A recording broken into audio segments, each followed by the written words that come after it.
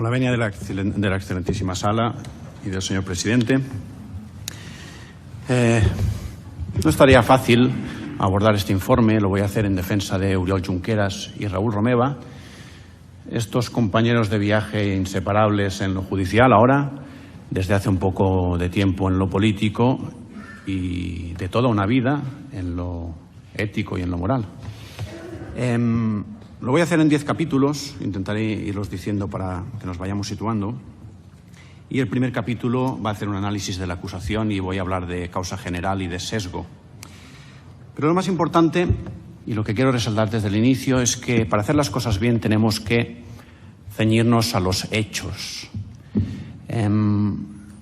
Aquí ha habido mucho ruido, un ruido que ha venido del otro lado de esta sala, estridencias, exageraciones. La prueba ha traído incluso alguna mentira, pero sobre todo ese ruido ensordecedor, esa banda sonora, ese ruido de fondo de la exageración y de la estridencia que nos ha apartado a veces un poco de la melodía de los hechos, que es donde yo creo que el tribunal tiene la capacidad, y seguro que lo va a hacer, de ir a rebuscar qué es lo que se ha demostrado en la sala. Este caso, además, es un caso apasionante y lo voy a decir. Yo creo que todos mis compañeros van a coincidir conmigo que hay una parte en que hemos disfrutado en este juicio, por más trágico que sea, en cierta forma, porque técnicamente es muy interesante, personalmente es muy trágico para los clientes, pero es un caso de los que H.L. Hart decía, y esto nos lo explicaba en la facultad, un caso difícil. ¿Qué es un caso difícil? Es un caso en el que el tribunal creará derecho. No es un caso en el que podamos ir a recoger precedentes, fórmulas de las que hayamos visto. Fíjense los precedentes que a veces se recogen en los alegatos de las acusaciones, años 80, alguno del año 90. Es un caso difícil. Y es el caso que generará, y no nos engañemos, el Código Penal aplicable a la disidencia política. Eso no es un término peyorativo, es la realidad. Es decir, aquí se va a dar la respuesta a cómo se ejerce la acción política de un proyecto de las características del de los clientes. Y se va a explicar, por ejemplo, qué respuesta penal se le tiene que dar a una proposición en un parlamento hecha por diputados inviolables. Se va a decir qué respuesta penal le vamos a dar a un tuit que se dice que tuvo el influjo de generar una insurrección popular. Le vamos a decir qué respuesta penal tiene una entrevista a un periódico en la que una persona hace con mayor o menor fortuna una determinada invocación. Y también vamos a explicar qué respuesta penal se le da a un estudio teórico sobre cómo quiere ser una sociedad cuando sea mayor, es decir, qué queremos ser en el futuro, si queremos ser independientes, sea documentadamente, sea en palabra o sea en intención, ¿no?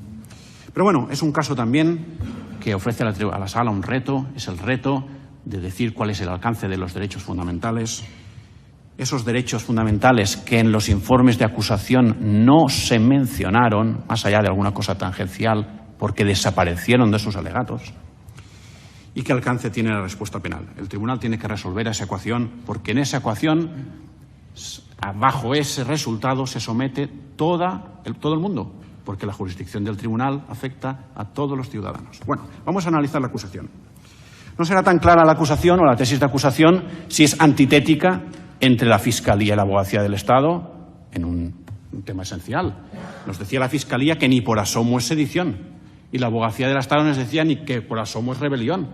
Antes de que empezaran a hablar las defensas, hay un desacuerdo monumental sobre las bases de la acusación. Bueno, pues entonces no estará tan claro, y como no lo está, vamos a discutirlo. Vamos a hablar de la Fiscalía. Miren, esa articulación del informe en cuarteto pues es muy vistosa, pero sinceramente causó mucha confusión, algunas encontronazos, repeticiones, y desde un punto de vista de la defensa no nos pareció muy clara. Se transitaba desde leyes que se mencionaron del siglo XIII hasta delitos del futuro, este delito de rebelión impropia o rebelión distinta que se acuñaba el otro día por la acusación. En general, un escaso o nulo descenso a la prueba. Recuerden ustedes, si se acuerdan del informe de la Fiscalía, nos costaba encontrar referencia a la prueba. Referencias, eso sí hubo, a un batiburrillo de categorías dogmáticas, algunas las trataremos.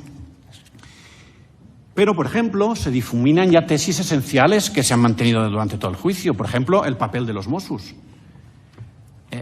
Yo es que ese papel lo tenemos que implícitamente inferir de algunas cosas que se decía, pero esto ha desaparecido.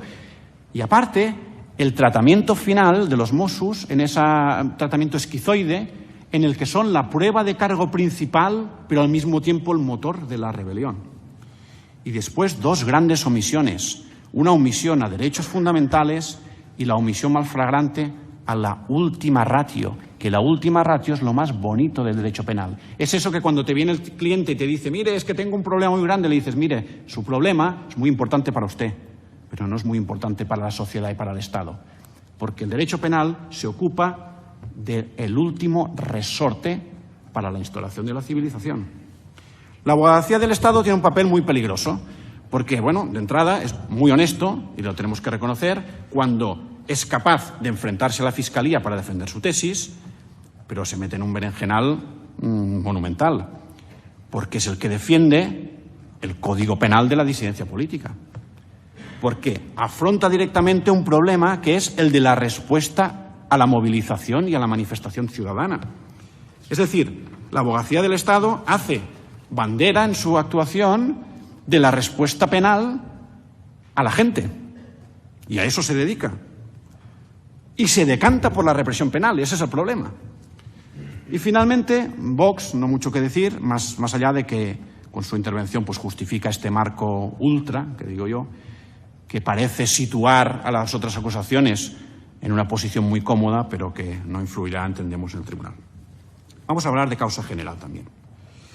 Tengo la responsabilidad de defender algunos temas que esta parte ha impulsado con cierta iniciativa. Esta causa se inicia como una causa general y prospectiva, de una nulidad radical por vulneración de los derechos a la tutela judicial, al derecho a la defensa, al proceso con todas las garantías. Y miren, por más que lo diga Vox, no tiene la patente de la investigación, porque esta investigación se inicia mucho antes que Vox. Se inicia en el año 2015, con una circular de la Fiscalía de la Audiencia Nacional que dice, y fíjense si no es una causa prospectiva, dice que dentro de unos días puede que se apruebe en un Parlamento una resolución. Y en prevención manda una orden a todas las fuerzas y cuerpos de seguridad del Estado para que estén atentos para investigar delitos. Ese es el origen de esta causa. Esa circular es una circular que con la bola de cristal decide que esa opción política se tiene que monitorizar, pero dentro de un procedimiento de investigación evidentemente vinculado con delitos. Y rápidamente a la Fiscalía le contesta el avezado señor Baena, del que hablaremos en algunas ocasiones, el teniente coronel, con dos atestados de marzo de 2016, mucho antes que cualquier investigación judicializada, que da lugar a un decreto de incoación de diligencias de investigación de Fiscalía que determina una competencia novedosa de la Audiencia Nacional y que se dirige a investigar a miembros del Gobierno que son aforados y tienen privilegio de inmunidad con un alcance generalizado. Van a investigar a la Generalitat de Cataluña. Esto es lo que se hace a principios de 2016. Mire, el decreto de Fiscalía dice, vistos los antecedentes que dice el atestado, ¿sabe cuáles son los antecedentes del atestado de Baena? Noticias del periódico, del año 2012 al 2016. El atestado de Baena de 2016 empieza con la misma frase exacta que el escrito de acusación del fiscal de esta causa, un año y medio antes. La misma frase. No es una coincidencia, supongo que es el cortar y pegar de una actuación concertada o coordinada de ambos, pero es que el tema es importante.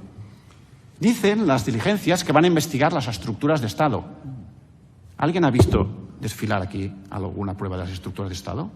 Es que la verdad, yo aún estoy sorprendido. Se ha hablado de las estructuras de Estado. ¿Alguien ha visto prueba de las estructuras de Estado? La acusación ha venido aquí con alguna fuente de prueba para demostrar si hay una agencia tributaria catalana con una capacidad de suplantar al organismo, a la administración española, o un sistema de seguridad del CSICAT. De esto no se ha probado nada, pero es la base de la tesis de acusación. En las conclusiones del atestado se habla directamente de la Generalitat. Y, de hecho, es muy curioso porque hay en el atestado un flujograma, que son estas cosas que les gustan a los modernos, un poco al estilo Enfocats, que también les gustan esto de las flechitas y las historias, en que dice el modus operandi criminal. ¿Saben cuál es el modus operandi criminal del primer atestado de la investigación que da inicio a esta causa? Pone Estado autonómico, flecha, Estado independiente. Más claro el agua. Se está investigando un movimiento político independentista. Es que es así.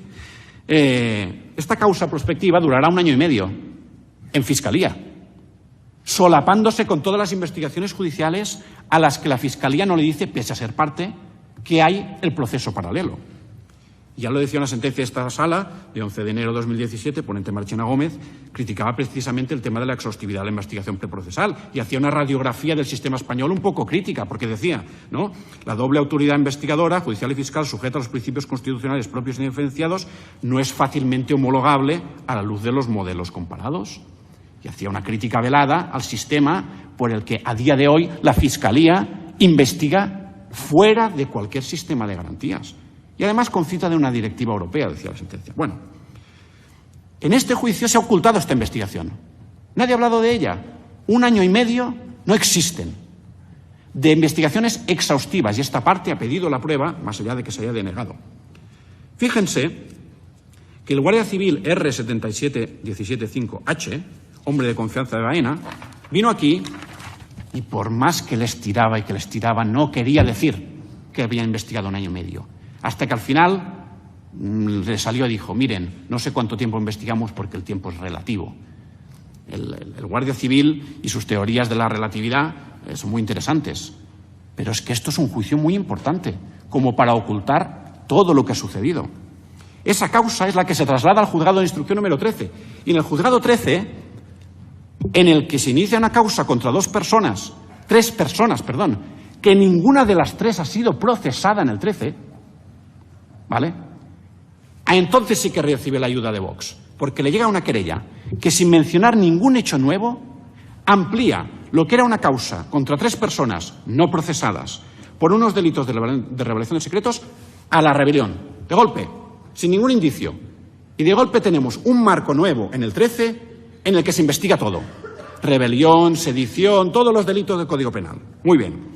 En ese procedimiento se ha generado el 90% de las pruebas que hemos visto en este juicio y el 90% de la información. Entre ellas, la primera intervención telefónica, medio de investigación excepcional, que nadie recordaba a quién se la habían impuesto. Pero es que, a ver, yo no sé si lo han visto ustedes, yo no lo he visto nunca, que en un juicio de estas características venga la policía y diga que no se acuerda a quién intervinieron el teléfono ni por qué. Que es la causa más importante de la historia de España, dicen. Y viene aquí el instructor y dice que no sabe por qué le interviene el teléfono un ciudadano. El primer teléfono del que se seguirá toda la otra investigación. Todo lo que hemos visto aquí, documentos, facturas pro forma, conversaciones, emails, tweets, artículos, viene de esa causa ilegal. Esa es la realidad. Pero bueno, yo digo que es una causa prospectiva, ¿no? Vamos a ver qué opinan los que participaban. Pues bueno, lo que opinan es que no saben lo que estaban investigando. No saben lo que estaban investigando. Los agentes de los registros del 20 de septiembre, el G36994P, el 21 de marzo dice que no sabe en qué hechos se basaba la imputación de sedición. El propio Baena dice que no sabe en base a qué motivo pidieron la primera intervención telefónica. Sabe a qué investiga, pero no sabe por qué. El teniente coronel Gozalo, jefe de la Guardia Civil de Cataluña, dice, el 7 de marzo, que no sabe qué hechos se atribuían a los detenidos del 20 de septiembre. Es decir, el jefe de la Guardia Civil de Cataluña no sabe qué hechos se imputaban a los detenidos por los que se paró toda Cataluña, 40 registros, y se montó el 20 de septiembre. No lo sabe. Bueno, es que vamos, incluso lo podía haber mirado antes de venir a juicio. ¿Será que era incluso tan difícil repasando los atestados? Derecho penal del enemigo, punto 1. Esto es lo que hay. Bueno, vamos al sesgo también de confirmación. Mire, hay una ley indefectible, lo conoce la Sala. Las opiniones de uno son el resultado de atender a información que confirma lo que pensamos y descartar lo que contradice lo que pensamos. Eso, vamos, eso está estudiado por las ciencias de la neurobiología, ¿vale? Ser imparcial es muy difícil. Los tribunales son distintos, ¿por qué? Porque se ejercitan en la imparcialidad. Van a la escuela judicial y cada día están intentando ejercitar, pero la policía no tiene esa necesidad y la fiscalía tampoco. Y son los que han dirigido esta investigación. Lo que se persigue es una ideología y por eso es por lo que se criminaliza expresarla internacionalmente, hacer resoluciones políticas en las que se contiene esa ideología y demostrarlo en votaciones. Pero bueno, vayamos a Baena. Miren, que la policía no es imparcial, no lo digo yo, lo dice esta Sala. Ponencia de Jorge Barreiro, sentencia de 7 de diciembre de 2010, lo decía, ¿no? Que la labor policial normalmente está muy lejos de los parámetros propios de la imparcialidad, porque están implicados. Pero claro, es que Baena, y lo conocemos, es, para mí, uno de los mayores especialistas en España en ciberdelito. Le sigo, le reconozco y le aplaudo en todas sus conferencias. Pero claro, le dieron una cosa un poco complicada, que era una investigación política. Y eso no sale bien. Es que eso nunca sale bien. ¿Vale? Le atribuyeron una responsabilidad que no le tocaba. ¿Vale? Y entonces, ¿qué hace Baena? Se encarga de eso con su doble personalidad, porque más allá de la prueba, Baena es Tácito en Twitter, una persona significada políticamente, y lo es, más allá de las pruebas, porque lo sabe todo el mundo, porque se mandaba sus tweets con los periodistas de tribunales, y tampoco hace falta traer aquí a los periodistas, pero es que lo sabe todo el mundo, que Tácito es Baena. Bueno, pues ¿qué hacía Baena? Miren, sus palabras, dice que investigaba gente que hacía cosas que tangencialmente podían afectar a aforados, son sus palabras, buscando una nueva categoría de indicios que me encantó, los indicios no criminales. Lo dijo aquí. Yo no quiero cargar contra Baena, yo quiero contextualizar su verdad, porque no es la verdad. Él lo que hace es seguir en la estela de la fiscalía esa que hizo esa querella de más duras a la caída, que yo creo que algún día también no pasaría nada que alguien se disculpara por ello, porque la Fiscalía es un agente neutral en este. Pero bueno, les gustó empezar una investigación así, hablando de la caída, ¿no? Todo es exageración, todo es ruido, y ese ruido lo comparten y se manifiesta en el vocabulario. Lo he apuntado durante todo el juicio. Estaban atrincherados, las barricadas, los escudos humanos, dieron el pistoletazo de salida, tenían un arsenal, miradas de odio, asedio, devastación. O bien no saben lo que es la devastación, o lo saben muy bien, porque la devastación, según el diccionario, es arruinar o destruir por completo un territorio sin que quede nada en pie. Eso es devastar. Claro, tenemos 2 coches rotos y ellos hablan del apocalipsis. Cuando tenemos un terrado, etimológicamente de tierra, ellos hablan de un tejado, etimológicamente de teja, porque no les gusta la realidad, les gusta el ruido. Y cuando un mozo llama por teléfono, no llama por teléfono, utiliza la clave 51. Ese es el discurso de la acusación.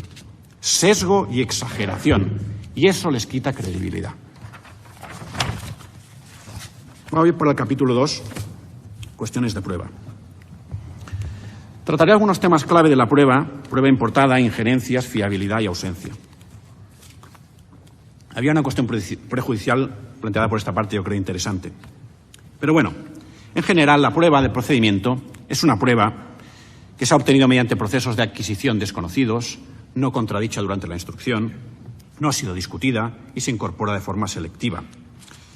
La contradicción no opera solo en el juicio oral, miren, y eso lo decía precisamente la sentencia de Aturem al Parlament, esa que se mencionó por la acusación. Ahí, curiosamente, había un párrafo sobre eso, ¿no? Y decía, específicamente citando a la sentencia Mantovanelli del Tribunal Europeo, que la contradicción no existe solamente en el juicio oral, sino también durante todas las fases del proceso.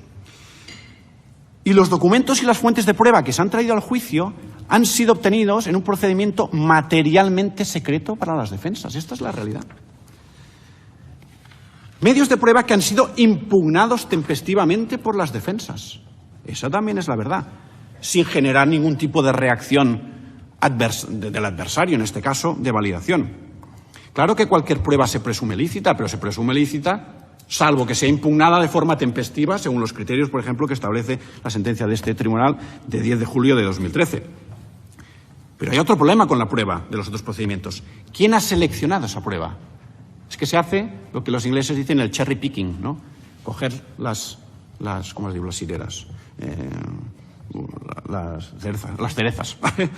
¿Quién escoge la prueba? Escoge la acusación, con su criterio sesgado o de parte. La igualdad de armas desaparece. ¿Cómo podemos hablar aquí de Joubert y de Salvador cuando la información de ese procedimiento son más de 60 tomos que están en otro sitio a 700 kilómetros de aquí y que no los conocemos? Pero es que además hay otro problema de mucha complejidad, el de la creación de una intoxicación de toda una prueba, que esta parte para ella es muy útil, que es la de los coacusados. Fíjense, no hemos podido interrogar a mucha gente porque los han convertido en coacusados en otros procedimientos. Y yo quería saber qué decían. Incluso los que vienen aquí como coacusados se sitúan entonces en lo que esta sala ha dicho y la doctrina dice, la prueba límite para la presunción de inocencia, que es aún más difícil que la de la propia víctima. Es la del coacusado, la del que se está defendiendo, como por ejemplo Trapero, al otro lado de esta calle, de una petición de 11 años de prisión. No hay prueba, no la conocemos, no está contradicha y la que llega aquí, la poca que llega aquí, se tiene que defender. Hay una absoluta dependencia de los demás procedimientos y esa falta de garantías entendemos que también es un símbolo, un signo de derecho penal del enemigo, entendido evidentemente como construcción, ¿vale? Injerencias en derechos. Miren, no nos extenderemos mucho más, pero que la investigación ha sido generalizada e invasiva es evidente. En esta causa se han recogido todos los emails de todo el gobierno, creo que eran 37 personas, de gente que no era del gobierno, de gente no imputada, de los últimos 4 o 5 años. De hecho, el archivo que contiene todos los emails de todos los años del señor Oriol Junqueras lo tiene un periódico. Entiendo que se lo habrá dado alguna de las partes, o nosotros, o ellos. A mí me da igual quién se lo haya dado, yo sé que no lo he dado yo. Solo sé que hay un periódico que tiene en su poder y va sacando noticias un archivo informático obtenido de la monitorización generalizada de un gobierno que es el de la Generalitat. Indicio número 3 de derecho penal del enemigo. Pero bueno, otros ejemplos. Cuando llegan al registro, y esto se puede ver en las actas, ¿no? Se llevan de todo. Se llevan incluso convenios, Aigües Ter Llobregat, el consorcio de no sé qué, proyectos del Hard Rock Café, se llevan de todo. Escucha sin filtro. Análisis de 35.000 emails del señor Cuixart. Lo bueno de eso es que después van y dicen que no han encontrado ni uno que incita a la violencia. Pero bueno, eso ya es secundario, ¿no? Porque 0 de 35.000 al parecer no es suficiente, ¿vale? Pero miran los 35.000. Sin búsqueda ciega, sin protección de la intimidad. Lo primero que hacen en las diligencias de investigación de Fiscalía es pedir todos los contratos de toda la Generalitat, toda la vida laboral de todos los organismos que están investigando, todos, de los últimos 4 o 5 años. Esto es lo primero que pide en unas diligencias preprocesales la Fiscalía. Tráiganme la lista de todo el mundo que trabaja por la Generalitat. Muy bien. Y el paradigma al final es la famosa Operación Anubis, que es un juez que en una causa que dice que no es competencia suya, porque es por rebelión y sedición, hace un auto en el que habla de un delito contra la salud pública, que decimos, bueno, ya tiene miga, que tire de formulario, ¿vale? Pero bueno, entendemos que es un error, ¿no? Pero bueno, 40 registros, no sé cuántos detenidos, que entren en todas las redes informáticas y desde ellas accedan a todos los repositorios de información, se lo lleven todo. Esa es la intervención que hace Instrucción 13. Y después, todo eso, el recochineo, es que se lo quedan y no lo traen a juicio. Porque claro, llegamos el otro día aquí a hablar de unos documentos que no están en la causa. Es decir, se lo llevan todo de la Generalitat y aún lo tienen en sus despachos. No han tenido ni la dignidad de traerlo aquí para que lo viéramos. Vamos a temas de fiabilidad. Miren, esto ya es por defecto profesional, sobre todo cuando vienen cosas de estas de ciber que me gustan, ¿no? A ver, el tratamiento de la prueba no es que rompa todos los estándares internacionales y técnicos, es que no hay tratamiento de la prueba. No hay periciales. No sabemos cómo han accedido los equipos informáticos, ni a la ubicación, ni la integridad, ni el tratamiento, ni la gestión. No hay ninguna garantía de regularidad. Eso ya no es un tema de derechos fundamentales, es un tema de fiabilidad. ¿Cómo puede ser que en este juicio, con 450 testigos, no viniera ni un solo policía, y eso es tarea de la acusación, encargado de la obtención de las fuentes de prueba que se quieren valorar? Para que le pudiéramos preguntar, escuche, ¿de dónde sacó usted ese mail? ¿Cómo puede ser? Emails, tweets, documentos, ¿de dónde han salido? Y me dirán, hombre, han salido de tal. Bueno, ya, pero es que esto es un juicio, esto es el Tribunal Supremo. Tiene que venir esta gente aquí. Le tengo que poder preguntar si cuando entró en un ordenador que está en red de toda la Generalitat, si entró en ese ordenador o con eso consultó el ordenador de otra persona. O cómo se llevó la prueba. ¿Por qué no se ha dado copia de esta prueba digital con garantías de autenticidad a las defensas? Bueno, eso se explica fácil, porque no somos parte del procedimiento. No estamos ahí. No nos han dado copia de nada. Y queremos, me sale hasta mal decir la palabra, porque cuando digo pantallazo, se muere un informático, ¿vale? Que en el Tribunal Supremo me venga aquí, en un caso de rebelión, un guardia civil que dice que no sabe utilizar un ordenador, pero que tiene un pantallazo, a mí me perdonarán. Pero yo creo que esto no lo podemos generalizar. Bueno, vamos a temas también de vacío probatorio. Mire, hay una parte de la prueba que a la acusación no le ha interesado. No se ha hecho un análisis de impacto en redes. Hay un tuit, ya, pero ese tuit, ¿cuánta gente lo vio? ¿Qué impacto tuvo? ¿Quién lo vio? ¿50.000? ¿28? ¿Se retuiteó? No, eso ya se da por supuesto. Bueno, ya, pero es que esto es derecho penal. Se seleccionan titulares de periódicos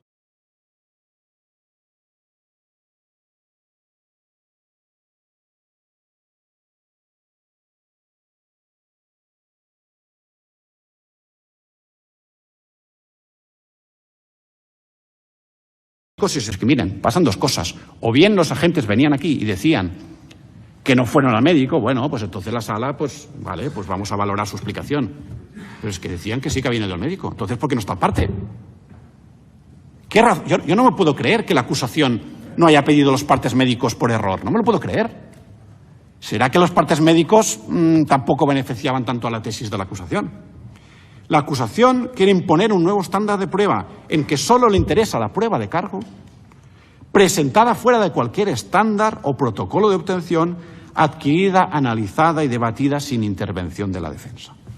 Y voy a acabar el capítulo con el tema que yo le llamo los comodines. Miren, un comodín, según el diccionario de la Real Academia, es una cosa que sirve para fines diversos según la conveniencia de quien dispone de ella.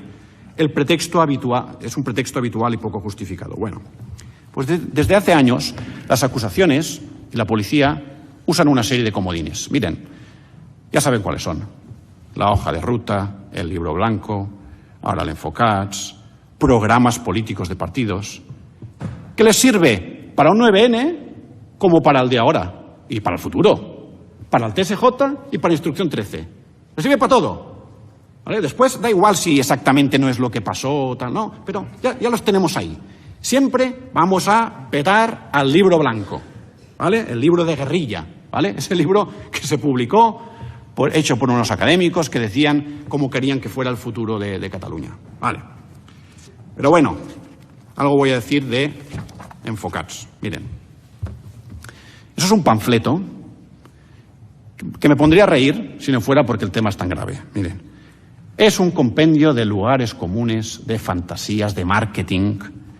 Nadie lo ha oído nunca, nadie sabe quién lo ha escrito, no consta en ningún email, no está en boca de nadie, en ninguna conversación. Se decomisa, al parecer, en un registro que no está firmado por su autor, el registro en las franquesas, donde la Guardia Civil miente, porque eso lo dice después la letrada de la Administración de Justicia. Un documento sin hojas selladas, donde en el acta de registro no se ponen los folios que tiene, no está firmado. Y además que no se compadece con la realidad. Eso es Enfocats. Enfocats es nada. Enfocats es un pretexto que se alza como prueba de cargo por una razón, y lo entenderán muy bien, por la razón de que lo han repetido 1000 veces. La fuerza de Enfocats es haber dicho el nombre Enfocats 1000 veces. No es nada más. Es humo. Voy a hablar ahora del 20 de septiembre. Miren, la convocatoria de 20 de septiembre fue espontánea y no fue dirigida.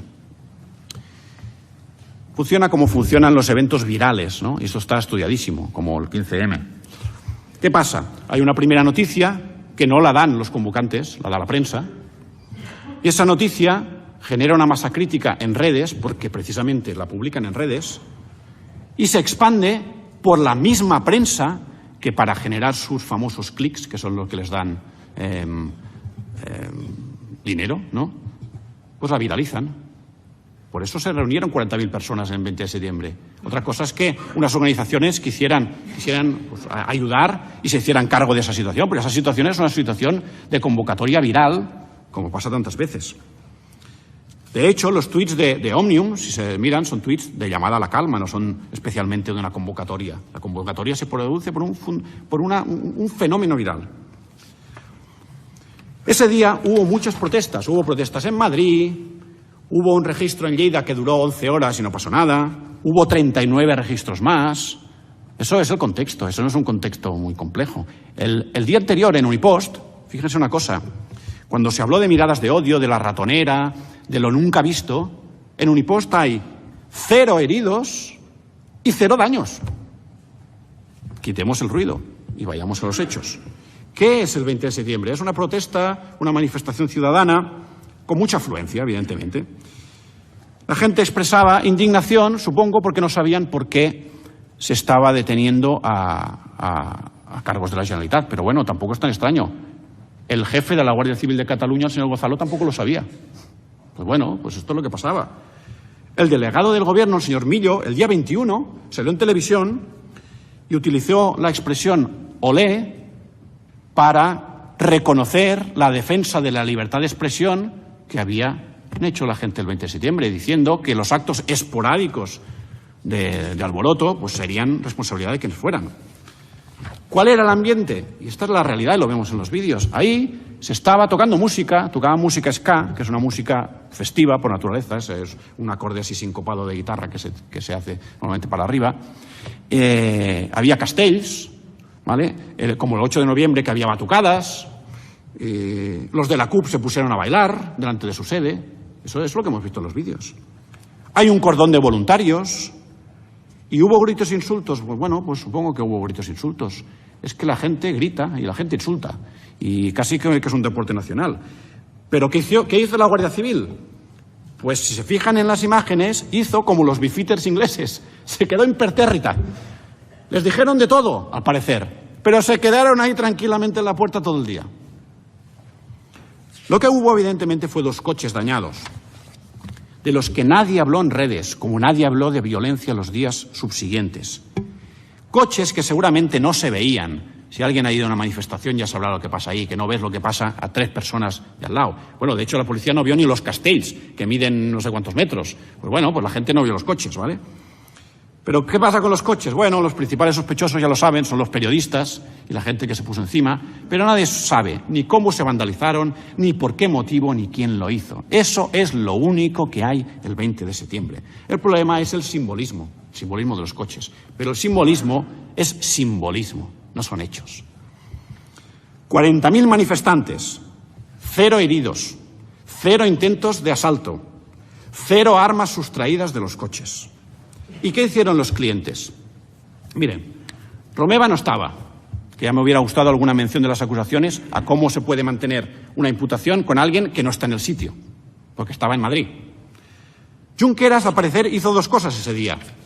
Fue ir a su despacho, que el testigo Norberto le dejó entrar, y aquí es muy buena la interpretación que hacía el otro día la acusación, cuando dijo, como elemento de cargo, lo que le manifestó a Norberto cuando Norberto le dice que hay violencia y Junqueras le dice que es lo que quiere el pueblo. Ah, pero claro, es que eso no lo dijo Norberto. Es que si se va a la declaración de policía, a la del juzgado central y al de la sala, esto no lo dice Norberto. Lo que dijo Norberto es, señor Junqueras, pase usted a su despacho Y Junqueras le dijo, mire señor, hay mucha gente fuera, pero mire, es una manifestación popular. Eso es lo que pasó. Bueno, y el segundo elemento es que le dio la mano a un secretario general en Hacienda. Estas fueron las dos grandes intervenciones de Junqueras. Bueno, también es cierto que cuando salió de su despacho habló a la gente. Y suerte que tenemos vídeos de parte, porque claro, como los vídeos de la acusación son editados y solo sale el trocito que les interesa, sale cuando Junqueras dice que somos un pueblo, que vamos a luchar por nuestras ideas, no sé qué, bueno, está ahí el texto. Pero claro, es que después Junqueras lo que dice, con calma, con civismo y con tranquilidad, ¿vale? ¿Quién explica los hechos del 20 de septiembre y por qué nos encontramos aquí? Pues mire, determinadas personas. Uno, el capitán C, que digo yo, C57393S, ese que le gusta tanto declarar que quería venir por segunda vez a declarar. Mire, él decía que ahí salía la gente y entraba como quería, pero lo que resulta curioso es que sabe todo lo que pasa afuera, pero no sabe explicar nada de lo que pasa dentro. Miren, yo no voy a entrar porque la objetividad demuestra que su versión es irreal. Yo solamente voy a sacar un precedente, me sabe mal, pero este capitán tiene el orgullo, o no sé si el orgullo o la desgracia, de ser el sustento de la imputación que mantuvo el señor Sandro Rosell, se sabe por las noticias y por la sentencia, 2 años en prisión, y que la sentencia de Rosell dice, mire señor, no le hemos creído. Ese señor, 3 días antes de venir aquí, estaba declarando en la Audiencia Nacional y el tribunal dijo, mire, me parece que no le vamos a creer en su versión. Este es el mismo señor que vino aquí. Pero bueno, más allá de eso, es que es el propio Baena el que le enmienda la plana al capitán C, porque lo dijo muy claramente, seguramente mi compañero Melero, que estuvo muy atento como yo en ese momento, lo dirá, ¿no?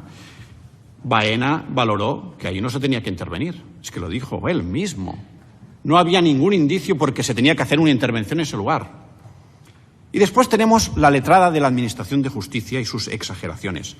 Desde su huida por el tejado hasta esa especie de pericial acústica por la que desde dentro oyó la voz de Carme Forcadell, que nunca habló. No es que no hablara por megafonía, es que no habló casi ni a pie de calle, porque pasó ahí y se fue. Pero la letrada lo demostró muy bien. Repasen su declaración porque es muy buena. Lo primero que hace cuando entra en economía, y lo explica muy claro, dice, yo cuando entré ya me olía que iba a pasar algo. ¿Así? ¿Qué pasó? Dice, vino un chico, se acercó a un policía, le dijo algo que no pude oír, me pareció que le escupía, aunque no lo sé, y en ese momento, y esa es la banda sonora de terror de la acusación, supe que algo iba a pasar ese día. Eso es lo que dijo la letrada de la Administración de Justicia. Pero bueno, si los hechos le contradicen, tenemos también que explicar 2 elementos importantes. Miren, en este caso, la letrada, como los policías, son víctimas. Venga, pues apliquémosle el canon de interpretación de la prueba de la víctima. Primero, porque la policía está comparecida como acusación particular, sus asociaciones en todos los procedimientos, y la letrada incluso llegó a estar protegida como víctima de delito, con protección visual de su fisonomía. Pero es que además su adscripción ideológica está demostrada. Y además es una adscripción no positiva en el sentido de que es de otro partido que unionista. No, es que es seguidora de estos grupos antiindependentistas en Facebook. Esa es la letrada que explica cómo trepó por los tejados. ¿Qué es lo que sucede realmente ahí? Miren, no vamos a maquillar las cosas. Ahí lo que sucede es una evidente incomodidad. Es que es lo que hay. Claro que a nadie le gusta hacer un registro, aunque lo puede hacer perfectamente con toda esa gente fuera. El problema es que esa gente tiene unos derechos, entonces lo tenemos que compatibilizar. Lo que vemos en los vídeos es los Jordis llamando a la calma. Eso es lo que vemos. Descartando la violencia. La letrada se va sin problemas con esa solución inteligente, que es irse por la puerta de atrás. Porque en todos los edificios públicos hay más de una puerta, que eso también lo tendrían que saber la policía. No hubo ningún asalto. Y yo voy a coger simplemente una versión de alguien de dentro. Miren, yo no voy a hablar de nuestros clientes. Voy a hablar del agente M77964J, que declaró el 20 de marzo. Yo le llamo el agente menudo, pero valiente. Era un chico así, menudito, que por más que el fiscal le iba preguntando, pero se notaba la tensión y estirando en esos interrogatorios que ya recordará la sala, no soltaba prenda. Decía, hombre, es que no sé. Iba diciendo el pobrecito, quería contentar a la acusación, pero es que no le salía a decir que tuvo miedo. Y decía, bueno, está un poco nervioso, pero bueno. Que no salió durante todo el día porque no tenía necesidad de salir, les trajeron unos bocadillos. Había gritos y cánticos. Y le ves hablando ese señor, que no es el jefe de orden público, que es un guardia civil, o no sé, era agente o tal, y ese te explica lo que se vivió, incomodidad. Y después, las cámaras, miren. Si vamos a la objetividad, porque la gente ya saben que miente, vamos, más que nada. Pero vayamos a los hechos, vayamos a las cámaras. Ahí no se ve a los policías ni nerviosos, ni con ademanes de hacer técnicas de protección, ni de parapetarse, ni de retirarse, ni cambian un ápice lo que es una diligencia normal. Hablan con la gente, salen, entran los bocadillos, se los comen, llaman. Eso es lo que pasó el 20 de septiembre. El registro se pudo hacer perfectamente. Vamos, si se pudo hacer, que incluso tuvieron tiempo de registrar hasta despachos que no estaban cubiertos por el auto. Ya lo explicará seguramente mi compañera Marina, que en eso domina mucho, ¿no? Pero incluso un agente, el H77877T, dijo, es que claro, es que el auto no estaba muy claro. Entonces iban por ahí, cogían de la fotocopiadora, de la papelera. Y vamos a hablar de los detenidos. Miren, ¿saben por qué no fueron los detenidos? Porque los detenidos no querían ir, renunciaron a su derecho. Eso lo dice un acta y se integra dentro del contenido de un acta de registro, por mor del artículo 569, párrafo cuarto, de una letrada de la Administración de Justicia, que es una funcionaria pública, que dice expresamente que los detenidos, en presencia de varios miembros de la Guardia Civil en las Franquesas, dijeron que renunciaban a su derecho, que no querían ir. Y entre otras cosas, ¿saben por qué renunciaron a su derecho? Porque lo que querían era ir al juzgado de guardia, que es lo que hicieron en ese momento directamente con un habeas corpus. No es por nada del otro mundo. Es porque se planteó un habeas corpus y querían ponerse a disposición del juez. Otra cosa es que cuando llegaron al juzgado de guardia, el juez de guardia era el mismo juez de instrucción 13, que entonces ya se armó la de Cristo, porque lo tuvimos que recusar y toda la historia. Pero bueno, sea como sea, ese es el momento. Y el momento en que se hizo la renuncia al derecho a ir a economía cuadra, porque el mozo de mediación lo explica muy bien en 1903. Dice, hacia el mediodía, hacia las 2, ya se dejó de hablar de que vinieran los detenidos. Es que hacia el mediodía es cuando salimos de los registros y dijimos que no queríamos ir al registro. Esta es la realidad. Y más allá de eso, nadie pidió una prórroga del registro, ni nadie llamó a los abogados. ¿O es que los abogados no tenemos derecho a estar también en el registro?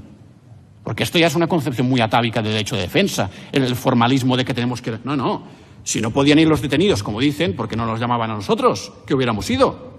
Nadie nos llamó porque ahí no se quería que fueran los detenidos. De hecho, la policía pidió al juez que se detuviera a todo el mundo, y el juez denegó la detención. Y aún así la policía acabó deteniendo a toda esa gente y basando en ello la supuesta incomodidad. Me estoy pasando mucho. Voy a hablar del 1 de octubre. Venga. El Govern impulsó el referéndum. Pues claro, si lo dijo en la tele, lo dijo en todos sitios. Tuvo el apoyo de todas las organizaciones y, bueno, hizo lo que hacen los políticos, algunos creemos que los buenos, que es cumplir el programa electoral. Y lo hizo con el convencimiento de que el contexto legal de esa situación pasaba por la falta de reproche de votar. Eso es lo que hay. Y vayamos al auto del Tribunal Superior de Justicia, que es el título jurídico. Miren, no me da tiempo a entrar en las características del título, pero se tendrán que leer el auto para ver que es un auto basada en medidas cautelares relacionada con un delito de desobediencia, para saber cuál es la fuerza que ese título jurídico le da a la intervención de la policía a efectos de proporcionalidad. Ahí no iban a parar a la mafia, o no había una persona secuestrada. Ahí había un auto que decía que se tenían que incautar unas cajas. Y esa es la otra cara de la moneda que puede utilizar la policía cuando quiere entrar. Vamos a requisar urnas. Ese es el título jurídico. Y ese referéndum estaba suspendido por el Tribunal Constitucional. Y claro, y el Tribunal Constitucional suspende cosas y las expulsa del ordenamiento. A partir de aquí, realmente tenían que entrar gente a pararlo físicamente. Las instrucciones de Fiscalía habían perdido vigencia. y lo dicen muchos particulares, puede que Melero tenga tiempo a entrar, que yo no lo tengo, que esas instrucciones no habían perdido vigencia. ¿Cuál es el problema del auto de la juez? El auto de la juez habla de la paz ciudadana. Y eso al coordinador, pues como lo que no le gusta. Es lo que hay. Es decir, Pérez de los Cobos, hay algo que le chirría de ese auto. Porque ese auto lo conocía. Como dicen Nieto y Puigcerver, se leyó antes de la Junta de Seguridad y lo conocían perfectamente. Pero es que no le gusta. Porque lo que no le gusta es tener que cumplir ese rango de jerarquía. Esto es así. Así que elimina la protección de la convivencia de la ecuación. Lo quita. Y así se lo transmite a sus subordinados. Esa es la realidad. Miren, Trapote, para ver cuál es la información que se les dice a los policías, Trapote en su declaración del 7 de marzo explica cómo en los briefings se reparten las instrucciones de fiscalía, las anuladas. El comisario de Información 1864 dice que no tenían claras las competencias de los tres cuerpos, pero que las instrucciones de fiscalía estaban vigentes. Y el propio Pérez de los Cobos reconoce, y lo dice aquí mismo, que la convivencia no está por encima del cumplimiento de la orden. Pero es que es lo contrario de lo que dice el auto. Pérez de los Cobos incumple el auto y incumple la instrucción. Y por eso no era previsible su actuación. Voy a hablar algo de estimación de riesgos. Miren, Raúl Romeva no participó en ninguna de las reuniones a las que hacía referencia la Fiscalía. Y Oriol Junqueras, de las 3 que refirió el fiscal, participó en una, aunque se nos diga ahora que son 3. Fue en una, la del 28 por la tarde. Miren, en esa reunión, allí nadie habló de violencia generalizada. Esto lo dicen los Mossos. No se les entregó ningún documento a nadie, lo dice el comisario Quevedo. Miren si debería ser importante la intervención del señor Junqueras, que Ferran López dice que Junqueras no habló. Y el comisario Quevedo dice que le parece que Oriol Junqueras dijo que se dejaría a la policía trabajar. Eso es la reunión. Pero bueno, que el documento de riesgos, voy a afrontarlo un poco. Miren, eso no es un documento de riesgos. Ya saben que ahora con el derecho penal, como se ha puesto de moda lo de la compliance, nos hemos hecho todos ahora analistas de riesgos, ¿no? Los penalistas. Bueno, eso no es un informe de riesgos. Ni lo pone en el título, ni tiene en cuenta información relevante, como el censo universal, ni hace referencia a criticidad o impacto del riesgo, ni hace referencia a eventos de probabilidad, ni media, ni baja, ni alta. Hace referencia a reacciones de grupúsculos que se tienen incluso que explicar porque no se conocen. Pero bueno, vayamos a tema de análisis de riesgos, según, si quieren, criterios ISO, ¿no? ¿Cuáles eran los antecedentes en esa situación? Manifestaciones multitudinarias pacíficas. Si quieren, el 9N también como antecedente. ¿Cuáles eran las experiencias de sector o de entorno? Que se había votado en Inglaterra, que se iba a votar en otros sitios y que en Europa, en principio, nadie paraba por la fuerza las votaciones. ¿Había sistemas de autocontrol? Hombre, testados desde hacía años, porque el ADN del movimiento independentista se basaba en las experiencias de la cultura de la no violencia. ¿Había alguna reseña a criticidad o impacto del riesgo? Ninguna. ¿Qué es lo que iba a pasar? ¿Qué es lo que iba a pasar? Tampoco nadie lo dice. ¿Cuál era el coste reputacional y estratégico de esa violencia? Altísimo. Iba a destruir el soberanismo. Por lo tanto, en ese contexto, ahí nadie tiró para adelante pensando que el día 1 de octubre habría lo que pasó. De hecho, en esta misma sala, y estamos hablando de rebelión y nos piden 25 años, el compañero Pina un día, cuando preguntó si había armas el 1 de octubre, se rió hasta el apuntador. Y mi pregunta es, ¿por qué generó risas que cuando nos imputan rebelión alguien pregunte si en el 1 de octubre hubo armas? Porque es absurdo, porque ese escenario de rebelión es absurdo. Pero vayamos al otro lado, vayamos a qué pensó la policía. De la prueba, La policía no preveyó ni estimó ningún riesgo. La vicepresidenta Soraya no tenía información de riesgos. El ministro Zoido no tenía información de riesgos. El secretario de Estado Nieto dice que en el Consejo de Seguridad Nacional nadie habló del caso catalán, ni de riesgos. El teniente coronel Gonzalo dice que iba a haber mucha gente, pero que no era previsible un alto grado de violencia. Y resulta obvio que no se articuló, no se apretó el botón de ninguna de las reacciones del Estado del 116 de la Constitución. ¿Qué pasó entonces?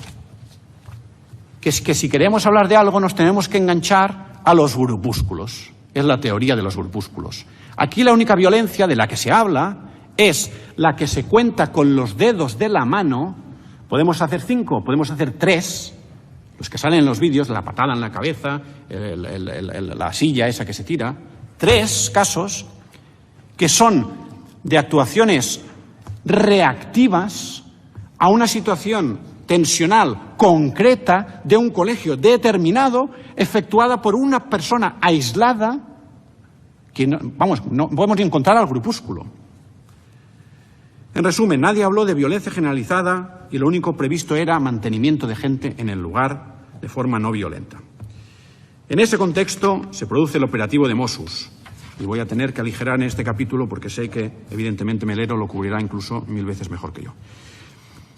Lo único que puedo decir es que el objetivo de Mossos era congruente con su política, con su modelo de policía, y esperemos que se les deje tener también su modelo de policía, y con la práctica internacional. Del operativo de policía, Puigcerver, ese que en la Junta de Seguridad nos explica un escenario tampoco en que no hay mucha violencia, dijo que había un problema, y efectivamente había un problema, que es que se buscaba la cuadratura del círculo, que era cómo proteger la convivencia ciudadana y al mismo tiempo cumplir la orden. Eso él lo veía como una solución. El problema es que no era de su competencia solucionarlo, porque lo había solucionado la jueza y después lo solucionó el secretario de Estado Nieto. Porque Nieto, en su instrucción, utiliza una palabra que es diáfana: jerarquía y prioridad. Antes ustedes protegen la paz pública que cumplen la orden. Eso lo puso ahí y solucionó la cuadratura del círculo. El operativo policial, entonces, ¿qué es lo que hace? Básicamente, lo contrario de lo que tiene que hacer. Porque, claro, si Pérez de los Cobos ha quitado de la ecuación la protección de la convivencia, ¿qué hace la policía? Se protege a sí misma. Y aquí nos han explicado, todas las tareas previas eran de ver cuántas puertas habían, que además no las encontraron, si la calle era ancha, dónde tenían que aparcar. Pero, y eso lo digo triste, lo digo triste, ni un solo de los policías expresó aquí ninguna tarea en la que se preocupara por la gente que habría en el lugar. Ni uno. Cuando llegaron al lugar, nadie les esperaba. Y nadie les esperaba en condiciones de carga ni de desarrollo de esa violencia. La ocupación anterior de los colegios la voy a pasar rápido, pero evidentemente, como dijeron Asens y Pisarello, en las localidades no se habían suspendido los derechos fundamentales y, por lo tanto, se podía votar y se podía jugar al dominó. Y el día de votación. El día de votación tenemos un referéndum suspendido, sin efecto jurídico, muy bien, en el que los agentes antidisturbios, sin que se haya producido ningún disturbio, se dirigen a los lugares. Van ataviados y llevan sus escopetas y sus porras y sus defensas cuando no ha pasado nada. Cuando llegan ahí, a incitación del interrogatorio de la Fiscalía, que les comienza a preguntar, ¿pero qué pasó? ¿Hubo algo grave? Acuérdense de los interrogatorios, ¿eh? ¿Pero y cómo lo vivió? ¿Sucedió algo malo? Pues bueno, van dejando ir sus muletillas, sus lugares comunes, ¿no?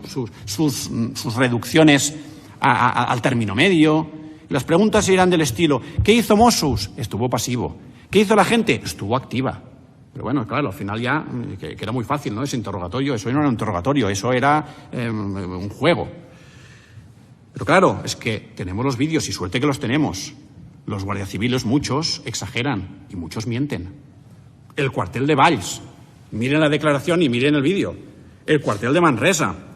El agente 91.126, que cuando le preguntan qué pasaba en el lugar, dice que había mucha gente sentada. Dice, eso era una odisea. Es decir, utiliza la palabra que define la tarea más ardua que existe en la historia de la realidad y de la fantasía, que es una odisea, ¿vale? Es que era gente sentada en el suelo. La bola de hierro de San Iscla de Vallalta, que cuando te fijas en el vídeo ves que es una bola que está debajo de un macetero, que la policía rompe y que la tira con una patada para abajo, calle para abajo. Dice el atestado: bola arrojada al dispositivo por alguna de las personas que se encontraban a la puerta del casal de abuelos. Bueno, suerte que tenemos los vídeos, miren. ¿Qué hizo la gente? Sentarse, levantar las manos. gritar, insultar. Pues claro que insultaban. Esto sale del estómago.